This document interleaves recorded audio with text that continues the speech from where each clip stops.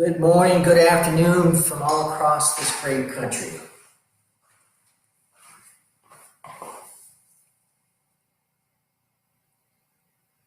What's going on, everybody? It's Monday, February 24th. Got some people that have birthdays today. Happy birthday, Dennis. So over the last couple weeks, we've been talking about Zone 1, Zone 2, and today we're going to cover Zone 3. Hey, Todd. Hey, Fuller. Hey, John. What's going on, gentlemen? So we've been talking about Zone 1, which is body control, which is the pivot, the body and balance. We've been talking about Zone 2, which is the arms, it's the power, club head. And then today we're going to be talking about Zone 3, which is the hands. And we're going to talk about some variations from the plane line, the stance, because the hands are going to control the ball. And so we have couple weeks ago we were talking about wrist positions. We're talking about horizontal positions. Horizontally, you can have bent, flat, or arched. So the left hand horizontally, the wrist can be bent, flat, or arched. And the right, bent, flat, or arched.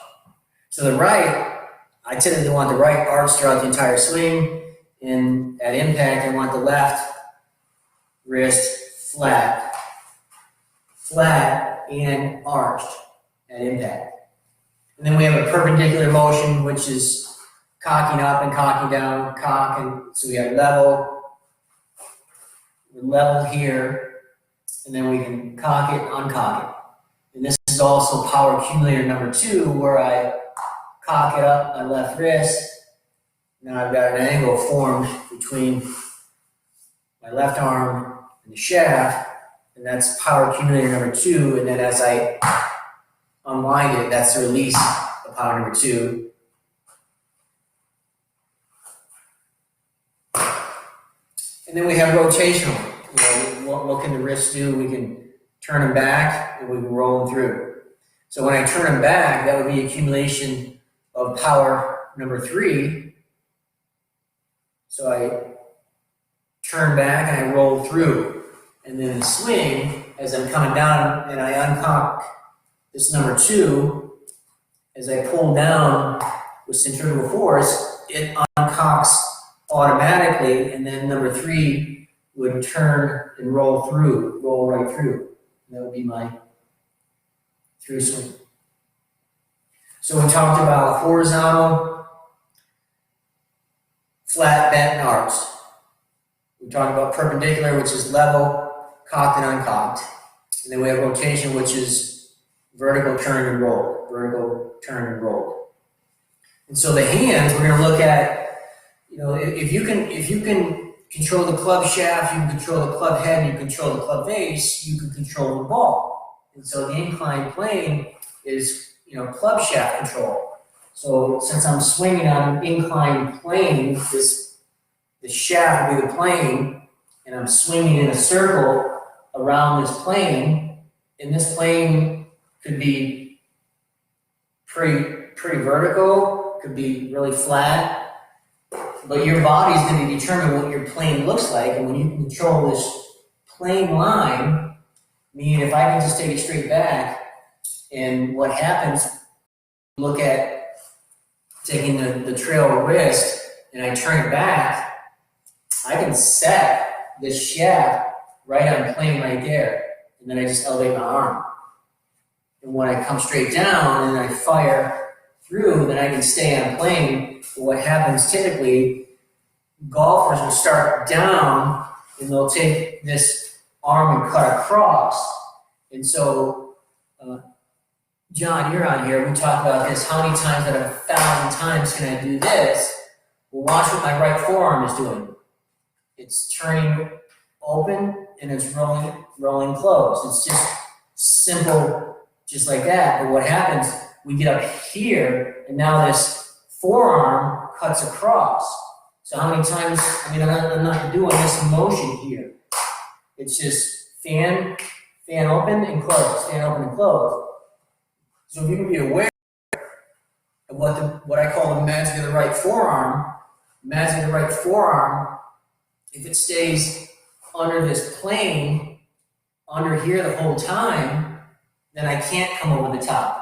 So if the shaft here is my plane right here, and I come over the top, that's over the top. But if I keep my elbow here and I just turn through, that right forearm stays under the plane. Here, right under the plane. So inclined plane, we control the club shaft. Pressure points are going to control the club head. We can control the club head with pressure point number 2. We can control with pressure point number 1. I can sense the club head with pressure. I can sense with pressure point number 3. I can sense the club head with this number 3 pressure point, and I can direct this number 3 pressure point at and through the ball. And then we have the left wrist is going to control the club face. So the left wrist, and we talked about what the left wrist can do. It can horizontal, it can go bent, flat, or arched. Perpendicularly, it can go cocked and uncocked or level. And then rotationally, it can go vertically, turn, or roll. So this left wrist for right-handed golfers is going to control the club face. And when I control the club shaft with my right elbow, imagine the right forearm, I can control the shaft. And then I control the club head with pressure points. I can throw the club head at the back of the ball and through the ball. And then I control the club face, then I can control the ball. So we talked about educating the hands. So if we go back to zone 1, 2, and 3, and we put them all together, body control zone 1 is we've got impact, fixed, we've got adjust and dress. So we've got address here, we've got startup, backstroke, and top. And throughout this whole thing, my body is zone 1, my arms are zone 2, and my hands are zone 3. I feel where the club head is in my hands.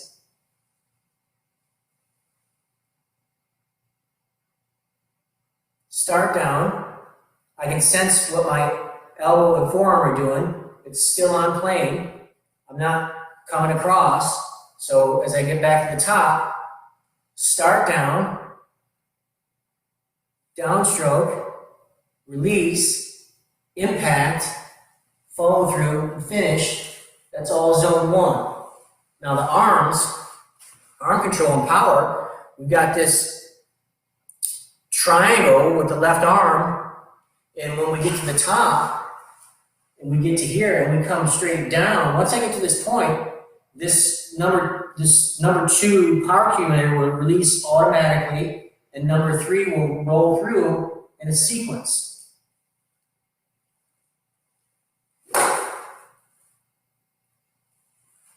And so what I would recommend you all doing is, if you want to practice the hand lanes, is we're going to look at hinge action. So the hinge action of this wrist. And so when I'm swinging and I come down and I swing through, this action right here, I want to make sure the camera can see this action. The club face is straight up, but my left wrist is horizontally hinged. So we have vertical, we have horizontal, and we have angle. So by paying attention to what this arm and hand does, so if it was a door hinge, this is just vertical. And then this would be horizontal, and then this would be angled. So if I was hitting a flop shot, I would want to make sure that when I'm coming through, my left wrist would be vertical. And I'm hitting a standard shot, I want to make sure that my left wrist is horizontal. And then somewhere in between is just an angled hinge. So train the left wrist what to do and practice what this left wrist is doing when you get to about, what is this, 9 o'clock on the follow through. What is the club face doing? And how did I get a horizontal club face? Well, it's all because of what my left wrist is doing, this hinge action. And that goes back to uncocking it, making it flat and arched. So uncocking, flat and arched, and then continue rolling through. If I continue rolling through with a horizontal hinge versus a vertical hinge versus an angled hinge. So there's 3 hinges that I use. You know, horizontal hinge is a standard shot every single time. You can use a vertical hinge when I'm doing a flop shot if I just want to keep the face open and vertically keep the face up like that. That's my left wrist action, the hinge action. I can do an angled hinge where I'm coming straight down from the top and I can just unload power accumulator number 2 and 3 simultaneously, a hitter's action, simultaneously a hitter's action, and that hitter's action gives me an angled hinge where the club face is angled and my wrist is angled versus fully horizontal. And then the standard, you know, if I want to just release 2 and 3 at the same time or sequenced, well then here I am horizontal hinging. So I just want to start to educate the hands in what they're doing. And so we have pressure points, and there's 3 pressure points and 3 power accumulators used just with the hands. So pressure point number 2 is to the left, and that's also power accumulator number 2, where I'm perpendicularly, I'm cocking the left wrist. Rotationally, I'm turning. That's power accumulator number 3. And pressure point number 3 is this index finger of the left, of the right hand, pressing on the side of the shaft towards the target. There's pressure on this finger here against the shaft. That's number 3. And so I can turn it open, that's power accumulator 3, and I can roll it closed, and that's releasing of power accumulator number 3. And then pressure point number 1 is the palm of the right pressing down on the thumb, and that's also an extensor action to keep my left arm straight throughout the entire backswing. So now I've got 1, 2, and 3 power accumulators and pressure points, and I can simply direct shoulder height, finish through. So today's a short training. We did zone 3, which is body control. What shot are you trying to execute with angled left wrist? Well, great question, Fuller. I execute a lot of full shots that way. So to go more in depth on this, if I'm using a horizontal hinge, I am using a swinger's action, which is centripetal force. And when I get up to the top, so here's the end, and then there's all up here. So from right here, I've got to get back down first. I've got to pull it down first. So this centripetal force, as I pull down, the release is going to happen automatically, and I would use the horizontal hinge. When I'm using the angled hinge, I can simply just get to the top, and from right here, I'm going to simultaneously direct from the top straight down through the ball. It's a hitter's action. It's all power. It's all muscle force. If I bend the right elbow, it's a straightening of the tricep, which is muscle.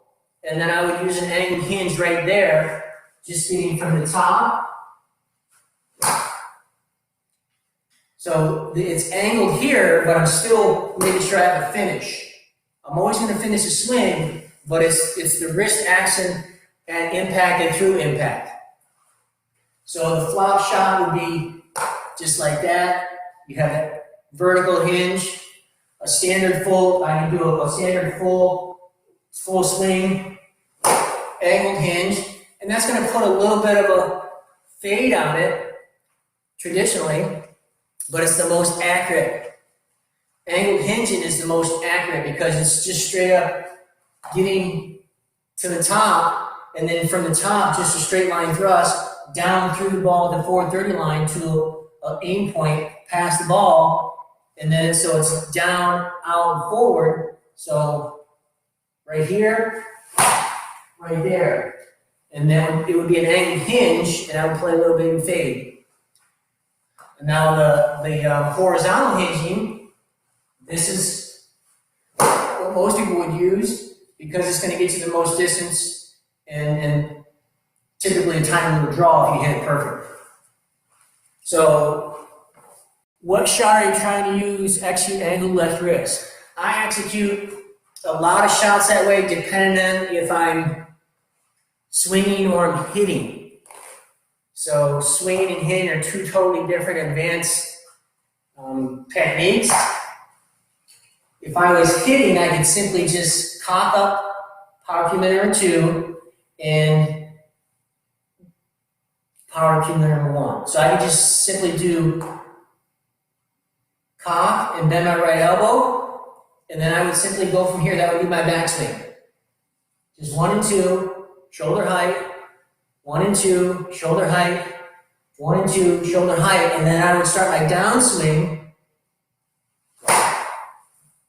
just like that. But that is actually an angled hinge at impact and follow through. So you can just train yourself to have an angled hinge. The greatest 9-time major champion to do that was Lee Trevino.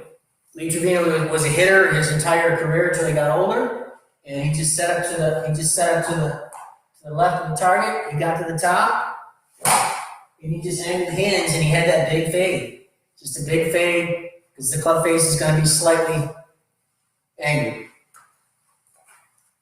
Any other questions? That's a great question, Fuller.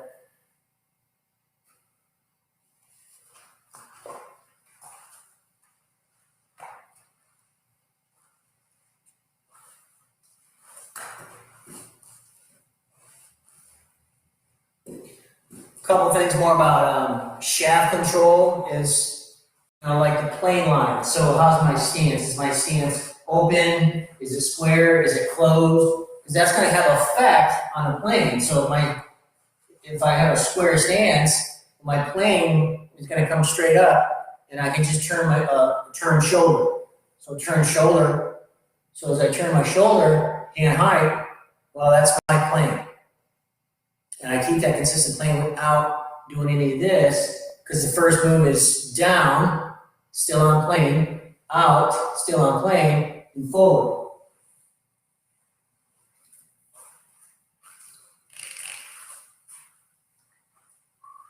So we have the dual horizontal hinging right through there, horizontal. We have an angled hinge right there. And then we have a vertical hinge.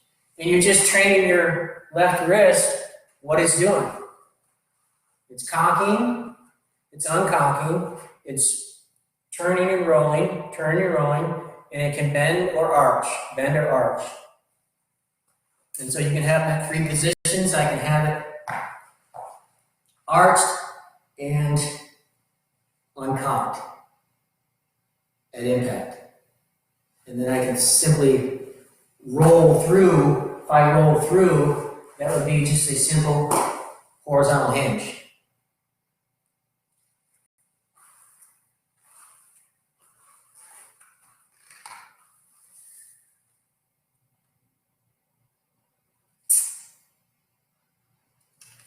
So we got the body zone, body control zone number 1. We look at our feet, our knees, our hips, our shoulders. We got impact fix. We got address. We got startup, backstroke, top. Start down, downstroke, release, impact, follow through, finish. From release to impact and follow through, there's really 3 hinge actions you can do. You can simply simultaneously, I can use the angled hinge. So also for the angled hinge is going to be simultaneously. I am releasing 2 and 3 at the same time. I'm releasing them at the same time. I'm hitting at the same time releasing. Whereas when you do the centrifugal, when you pull down and it's sequenced, when you sequence it, 2 is going to release first, then 3 is going to roll over, and that's how you're going to get the horizontal hinge.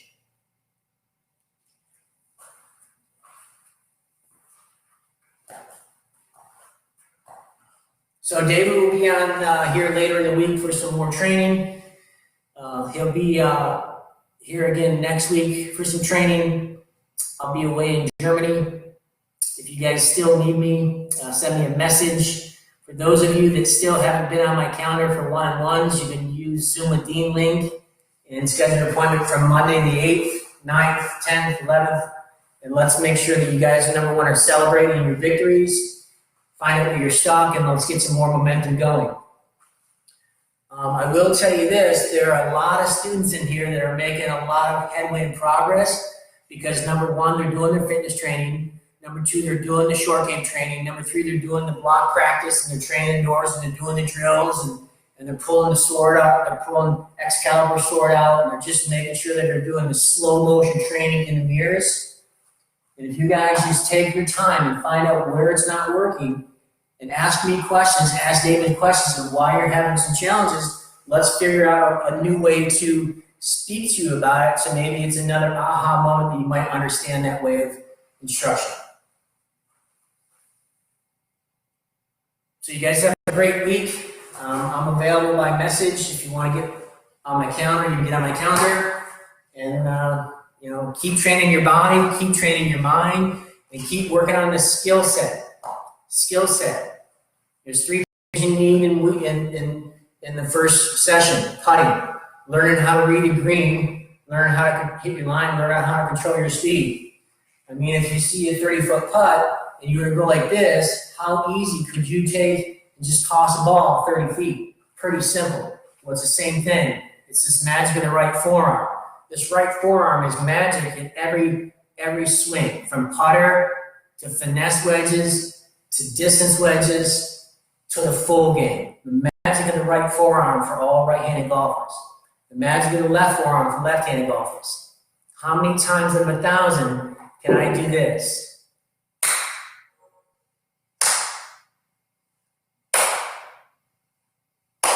Quite a few. So let's educate our hands.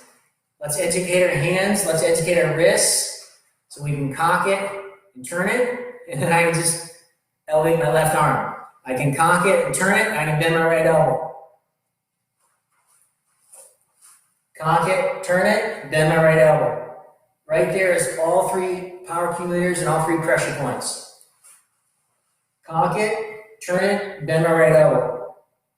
That's full power. I would just simply turn my shoulders a little bit more. That's full power. So you can practice this in the mirror, having a nice, slow backswing. I know I have a tendency, and a lot of amateurs have a tendency to go really quick. That forces timing issues and balance issues. So if you train in the mirror, good there. Cock, turn, elevate. So I can take here and I can cock it, turn it, and elevate it. That's a good backswing. Cock, turn, elevate,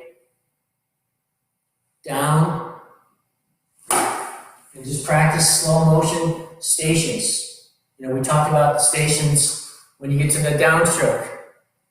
Downstroke. Release, impact, follow through, finish. You can break every single thing down from address to impact fix to address the startup, backstroke, top. So startup and backstroke and top, well, we can cock the wrist, bend the right elbow. So we talk about what is the left wrist doing, what is the right wrist doing. So the right wrist can be arched. So I can arch my right wrist at startup and just cock my right arm. So I can pre-cock just to practice this whole staying right on plane. When you all make a swing review, some of you were inside here. So if I just take and cock it and then bring my arm back slowly, right there I'm on plane. Boom. So take some time, look in the mirror, do some slow motion mirror training, and you guys have a wonderful week, and reach out to me if you need anything else. Thanks for playing.